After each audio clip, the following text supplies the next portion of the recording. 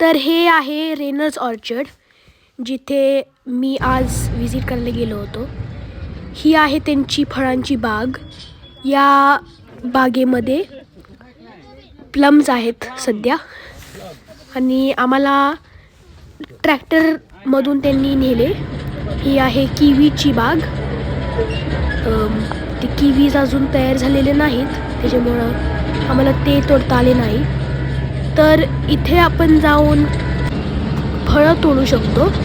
तिथे आपल्याला जेवढे खायचे आहे तेवढे आपण खाऊ शकतो, आणि मग उरलेले आपण $7 किलो या रेटनी परत विकत आणू शकतो घरी.